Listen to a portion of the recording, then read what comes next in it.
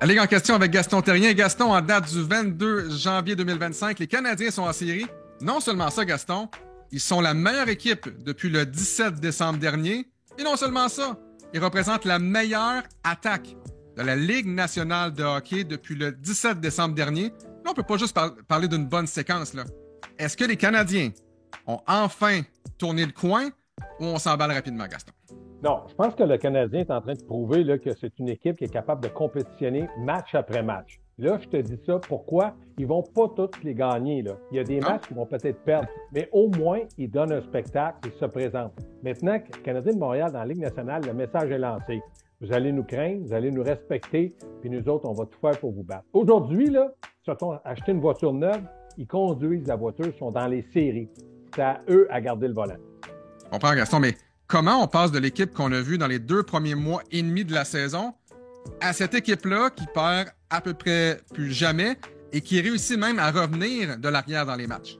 Ben, moi, je suis pas un grand partisan ou un fan de dire c'est en cause de Carrier et Lainé. Mhm. Je pense Ouais. que l'équipe a réagi ensemble suite à l'arrivée de Carrier et de Patrick Lainé. Lainé est redoutable en avantage numérique, joue de mieux en mieux à égalité numérique. On voit que le deuxième trio commence à se former une chimie. Mhm. Dans le cas de Carrier, il a stabilisé la défensive. Oui, la défensive, mais surtout Caden Goulet. Goulet joue de loin du meilleur hockey avec Carrier. Carrier, il a dit t'occupes de la gauche, je m'occupe de la droite. Puis quand tu as une chance d'aller devant, on va communiquer. Donc, à partir de ce moment-là, il ne faut pas oublier les gardiens de but, par exemple. Ils ont Ouais. très bien fait. Mais c'est une équipe qui est devenue très compétitive. Prends la balle au bon, Gaston. Tu parles des gardiens. Samuel Montembeault, au départ, quand même, on va l'avouer, là, difficile contre les Maple Leafs Ouais. de Toronto. Mais on connaît sa force de caractère et depuis le début de la saison, à la suite Ouais. d'une défaite, Samuel rebondit normalement très bien. Il l'a fait justement dans le match d'hier contre le Lightning de Tampa Bay. Si Montembeault n'est pas là, les Canadiens ne reviennent pas de l'arrière, ne gagnent pas le match non plus. Et il y a Jakub Dobeš également, qui perd tout simplement pas dans la Ligue nationale de hockey. 5 départs, 5 victoires. Ben moi, je regarde Montembeault, puis tu as raison, Alex. Il a toujours rebondi. Puis hier, il y avait un défi. Je joue contre Vasilevski, puis j'ai un dénommé M. Cooper derrière le banc qui me dit troisième. Je vais lui démontrer. Et les 2 matchs qu'il a joué Tampa Bay, il a battu John Cooper.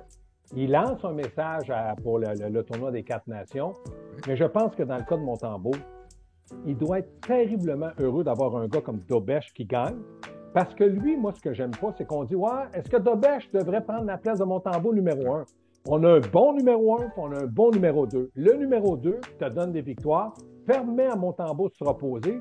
Et si jamais il garde le volant jusque dans les séries, on va entrer dans les séries avec 2 gardiens de but reposés, prêts à jouer, faire face à la musique. Moi, je trouve ça incroyable. Donc, dans le moment, tout baigne dans l'huile. Faites attention, il ne faut pas laisser refroidir l'huile parce que tu vas perdre tes bains. On reste un peu encore dans le match contre les Maple Leafs de Toronto, Gaston. Ça a été difficile pour Montembeault. Lane Hudson également, ça a été difficile pour lui. Fiche de -5. On sait qu'il va y avoir des bons matchs, des moins bons. Contre le Lightning, il a obtenu une passe. 9e match de suite avec au moins une passe. Ça égale un record de recrue qui était détenu, qui est encore détenu par Shane Gostisbehere. On est dans les jours creux de l'année. Il fait froid dehors, il n'y a pas de lumière. Pour un gars qui vient du collège, là, on commence à rentrer là, dans les matchs entre 40 et 50. Mais il ne casse pas. Lane Hudson, il continue à bien faire. Et surtout, comme je le mentionnais, il a bien rebondi dans le dernier match contre Tampa. Bien, je vais te le dire, c'est un petit maudit. Parce que ce gars-là aime jouer au hockey. Ce joueur-là aime toujours être sur la glace. Puis en début de saison, on disait, bien certain, puis c'était un peu logique, parce qu'il va commencer à Laval pour qu'il gagne en confiance, jouer contre des professionnels de la Ligue américaine. Il a commencé à Montréal. Là, on a commencé à dire, il devrait jouer sur l'avantage numérique. Martin Saint-Louis, wow, calmons-nous. Matheson était bon, on verra.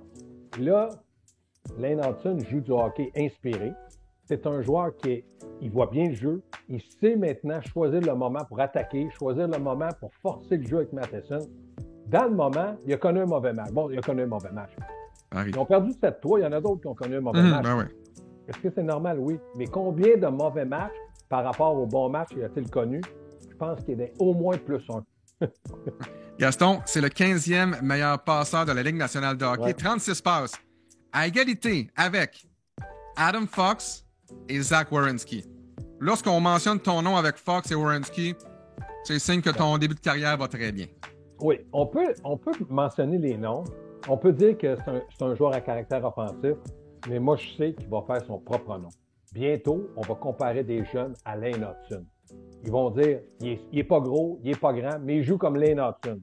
Lane Hudson, c'est pas un peu heureux, c'est pas un gars qui va laisser tomber les gants, mais c'est un gars qui s'implique. À l'extérieur, comme à la maison, je vois pas vraiment de différence dans son jeu. Lui, il est là pour jouer au hockey, je joue à Boston. Marchand me donne une petite taloche sur le bord du nez. Jacky va arriver, il va tout régler ça. Il sait son rôle, il sait comment faire. Puis dans le moment, il faut lui souhaiter le meilleur succès possible. Mais le Canadien avait besoin de ce genre de joueur-là pour allumer les partisans au Centre Bell. Gaston, tu parles de Arber Xhekaj. As-tu aimé de la façon dont il s'est comporté ce week-end contre les Maple Leafs de Toronto? Même chose contre les Rangers avec Reeves, avec Matt Rempe. Ben, moi, j'ai aimé Reeves. Pas le temps de perdre avec toi. Va-t'en, là. J'ai d'autres choses à faire. Dans le cas de Rempe, il a mangé, on va te le dire en québécois, 2 bons coups de poing sur la gueule. Avant de laisser tomber les gants, puis de faire un très bon combat contre Rempe.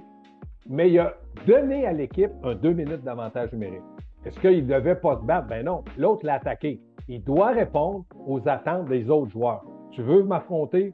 Je vais choisir le moment. Gaston, on se souviendra, l'an passé, Juraj Slafkovský a vraiment connu une bonne deuxième moitié d'année, 35 points dans ses 40 derniers matchs. Là, il a marqué 3 buts à ses 4 derniers matchs, après un début de saison quand même plus difficile. Est-ce que tu sens que Slafkovský est relancé? Est-ce qu'il est davantage impliqué pour toi? Puis je me souviens, dans le match d'hier, Guy Carbonneau a dit Slafkovský décoche un tir par match à peu près en moyenne depuis le début de la saison. Là, il y en a 9 à ses 4 derniers matchs. Je comprends que là-dedans, il y a 2 matchs avec seulement un tir. Mais est-ce que tu sens qu'il est davantage impliqué? Est-ce que Slafkovský va nous jouer le même tour, entre guillemets, que l'an passé avec une bonne deuxième moitié de saison? Bien, je lui souhaite de marquer des buts parce que l'année prochaine, à partir de l'an prochain, le salaire qu'on lui a donné, c'est parce qu'on pense que c'est un gars qui va marquer une trentaine de buts, puis il va faire peut-être 65, 70 points. Mais moi, j'ai aimé ce que Martin a dit. Il dit quand Slafkovský va apprendre à jouer avec son physique, parce qu'il est imposant, il va se donner des chances de marquer, puis il va marquer des buts. Tu regardes ce trio-là, Caulfield, Suzuki, Slafkovský, il y a un gros joueur, c'est lui. Lui, il doit aller devant le but, il doit travailler dans les coins de patinoire, gagner ses bagarres un contre un le long de la bande, puis surtout se positionner pour que Suzuki et même Caulfield, qui est un bon passeur, puissent lui donner la rondelle. Le fait que tu aies mentionné qu'il ait lancé au filet, si tu ne lances pas, comment tu veux marquer? Exact. Donc, lui, il a un bon lancer, il doit s'en servir, puis dans le moment, c'est ce qu'il fait bien. Moi, ce que je lui souhaite, là, c'est de la constance jusqu'à la fin de l'année. Gaston, j'aimerais ça qu'on parle du deuxième trio. On a souvent parlé de Kirby Dach, qui doit se retrouver, etc., etc. On a beaucoup parlé de Laine aussi. Parenthèse, Laine s'alignait vers un solide Cy Young avec beaucoup de buts, pas beaucoup de passes. Et là, soudainement, 3 passes à ses 3 derniers matchs. Mais le nom que je retiens, c'est drôle, hein, c'est Alex Newhook. Tu sais, Gaston, un trio, c'est comme un tricycle. Hein? Si te manque une roue, tu fais des flamèches, mais c'est pas les bonnes sortes de flamèches nécessairement. Ton tricycle avance pas, ton trio avance pas. Là, Newhook a des points dans 4 de ses 5 derniers matchs, mais surtout, on le sent impliqué dans le jeu. Là, le deuxième trio joue quand même bien, Gaston.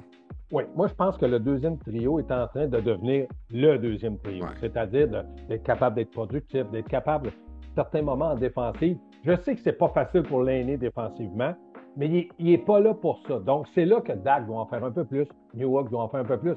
Et nous, on le voit, eux aussi, ils le voient. L'autre chose, Newhook est bon, pourquoi? Parce que tu le fais jouer sur un troisième trio, il patine la même chose. Tu le fais jouer sur le quatrième, il patine la même chose. Tu le fais jouer sur le deuxième, il paraît plus vite parce que l'aîné, c'est pas Monsieur Vitesse, puis ni Kirby Dach. Donc, lui, il le sait, ça. Souvent, premier sa rondelle, il arrive un peu en retard, mais il arrive rapidement. Le but qu'il a marqué hier, il est arrivé dans l'enclave, bang, un lancer. Quel tir! Oui, quel lancer. Moi, je trouve qu'il se donne beaucoup de chances de marquer. J'ai l'impression qu'il me fait penser à Lekonen quand Lekonen était Canadien. Beaucoup de chances de marquer, très peu de buts. Tu es arrivé avec Colorado, de la maturité, de la confiance, jouer avec McKinnon. Il dit, je suis capable de marquer des buts. Peut-être que Newhook va s'avérer un joueur de deuxième trio. On l'a identifié un joueur de troisième trio. Mais attendons. Le Canadien là, nous bouleverse sur tous les plans. Défensivement, offensivement, tel joueur, tel joueur. On connaît Suzuki, on connaît Caulfield. Mais là, on apprend à découvrir de nouveaux joueurs. Un gars comme Newhook, Evans, Armia. Il faut se réjouir des succès du Canadien. On espère que ça va continuer. Puis au moins, ils sont compétitifs, puis ils travaillent, puis c'est ce que les gens veulent.